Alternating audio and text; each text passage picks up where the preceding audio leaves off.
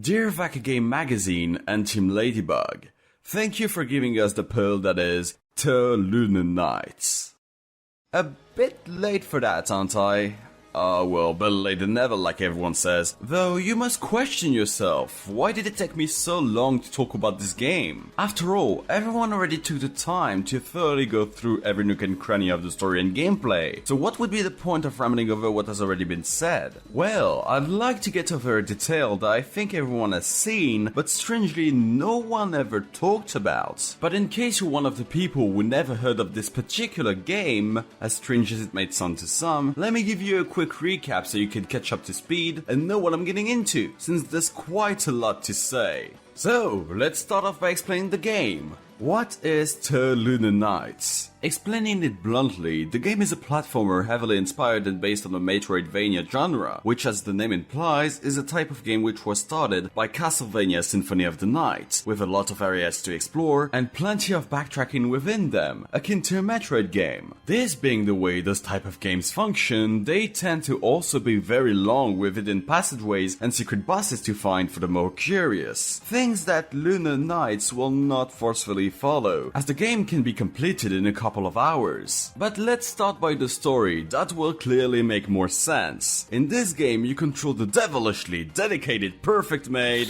Sakuya Izayoi. And true to her position, Sakuya is tasked to play along a little game set up by her mistress Remilia Scarlet. That little game being exploring a near identical copy of the Scarlet Devil mention of Gensokyo, created thanks to the magic of patchily knowledge. Playing along also includes killing the enemies present in that world and drinking an excessive amount of soda. I mean, geez, Sakuya, I know it's all virtual, but you better be thankful that we can't see your gracious burps in-game, or that would be a real festival. Being trapped in this world also means that all of her time-related abilities were stripped away from her, leaving her only with knife-throwing skills at her disposal. Or that would be the case if Nitori did not bring those back thanks to the power of an eternal clock. Though this power is a bit less effective than Sakuya's, since that would be otherwise overly skewed in our favor. Being now fully equipped with her tools, Sakuya needs to go through the mansion in order to uncover the mystery of why she was brought here and put an end to this little charade. It's quite the simple plot, isn't it? And yet there's no need for an elaborated one, as it is really just giving you a reason to move through the different areas of the game. Of course it doesn't stay as is throughout, it gets a bit more complex thanks to a little intruder, but I'm getting into spoiler territory right now, so I better hold myself back before slipping them in. So instead, let's move on to gameplay. For those who have never played a Metroidvania game, here's how the controls are designed. I'll use the keys set up by default on the keyboard to be as clear as possible. So let's start with the basics. The directional keys control the movement and space makes you jump. Nothing really new there and nothing really new to learn. However, this is where the game draws the line control-wise. Z is your default attack button, where you throw knives to the opponent. Might still sound basic, but keeping the button pressed will perform a different action, as instead of simply attacking, it will charge the slow meter, which can be used shortly after. As the name implies, this meter will slow down time for a short amount, making platforming a lot easier, and it can sometimes be even more useful than the main mechanic of the game, which is the time stop, activated by pressing A. Stopping time will have a plain obvious effect, as it will freeze enemies and projectiles for the amount of time shown on the clock at the top of the screen. This number will progressively go down until it hits 0, at which point time will resume and so will all projectiles. Any actions done within the stop time, be it throwing knives,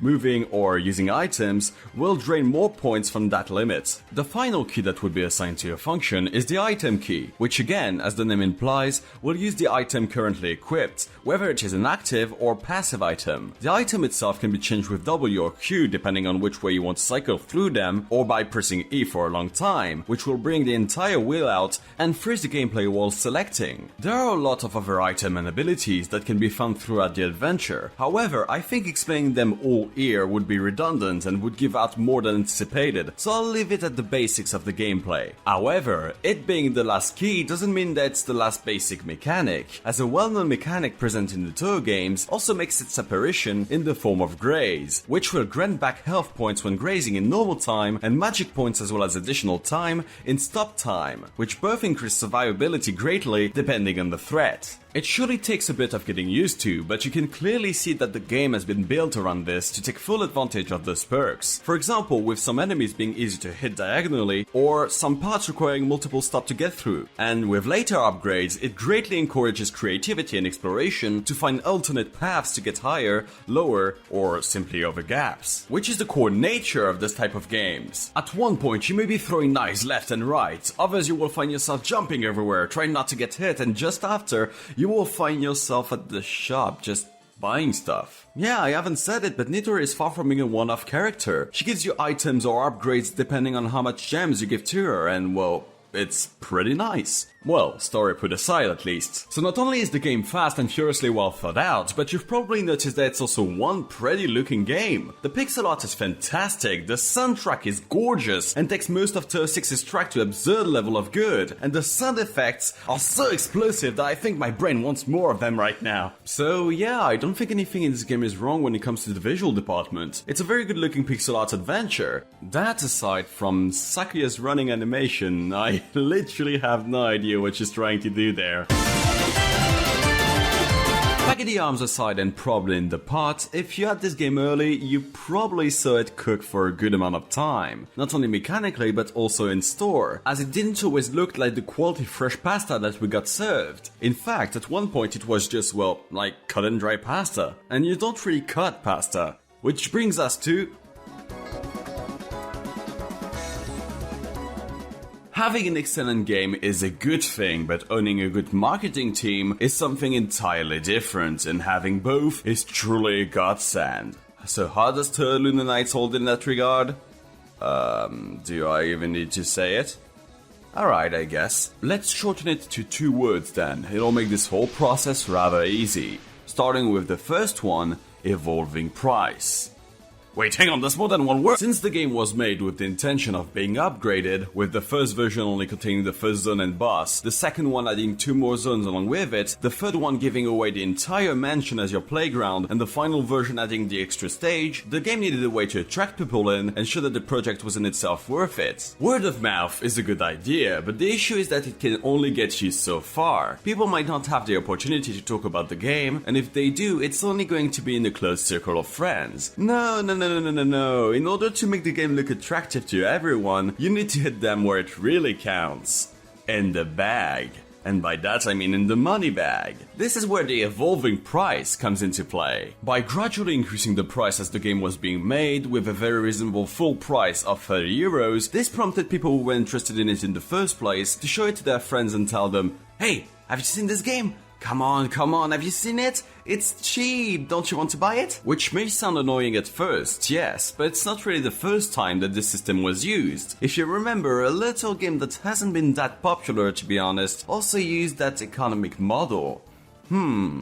I do believe that game's name was Minecraft. See where I'm getting at? It's honestly a really smart move from not only the marketing team, but also from a consumer standpoint. If the price is lower at the start, it will prompt more people to buy it before it rises when the game will be complete. This in turn also allows the development team to have more feedback and fix potential glitches alongside other game design issues the player may encounter. For example, this wooden stump was added to prevent people from using exploits early on and force the player to discover the game as intended. Though, let's be honest, the tutorial is like 5 minutes long, so it doesn't impact the player's experience too much. But if it was only a matter of price, then I wouldn't have said that there were 2 words that pushed Lunar Nights in front of the scene. The second one, and arguably the most important, is playism. Now, I know I may be cheating by saying this because of the fact that playism is not only a platform to publish indie games, but also offers marketing, which I previously talked about. But it's not even why I brought them here for, because even if they did a stellar job at that, they did an even better job at publishing it. They made it available not only on Steam, which is arguably the best spotlight you could ever have, but also on Nintendo Switch. And what we all know from one little game, it's that when you reach out to other platforms, you can get a lot out of it. Isn't that right, Skyrim? Combine that ease of access with some pretty good localization regarding languages in game, but also for news posts and announcements, and you then understand how this game got so popular so quickly. It's not only a good game, it not only had a good economic model, it's, well, accessible. And in general, nothing is better than accessibility.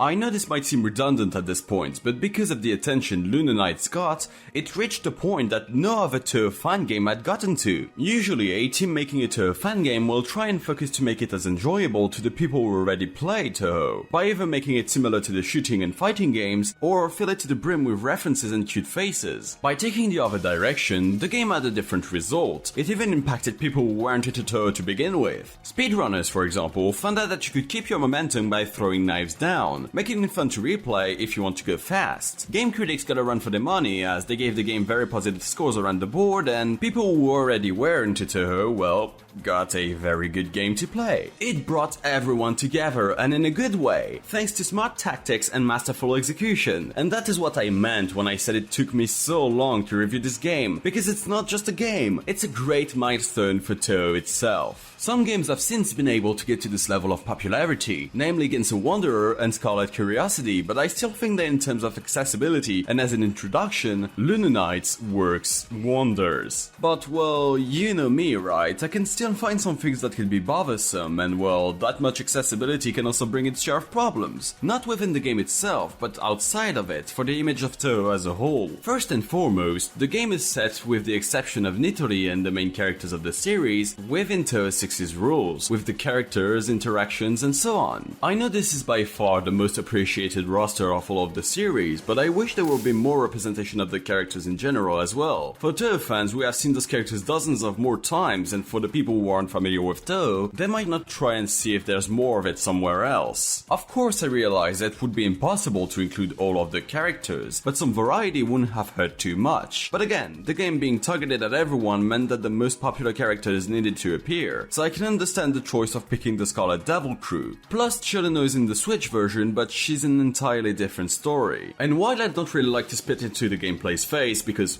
first of all, that's very rude, and second, the gameplay is still very much enjoyable, I found some of the available weapons to be either extremely powerful or downright non-usable. The 1000 daggers, for example, can be thrown when time is stopped and can be stacked, allowing you to fill the screen with knives if mastered correctly and one-shot most of the bosses in the game. On the other hand, I still have to find a use for the shield dagger, which only protects you half of the time you have it active, but again, those are mostly details compared to the beauty that this game is. So, how about we wrap this up with a good old-fashioned conclusion? While it's true that I've been focusing a lot on how the game was a great success, I still want to say that the teams that have worked on this game have done an incredible job. The game is fun, fast-paced with a lot of secrets, and most importantly, like I've said 1,000 times across this video, it is more than ever accessible. Whether it is by its gameplay, with solid level designs and bosses, than it is in real life, since you can basically get it if you own a computer. Pick it up if you have the occasion. I'm not forcing you, but otherwise you're clearly missing out. And well, now I think my pasta is about well cooked, so I'll just go and put something under my teeth. See you next time everyone, and have a good day.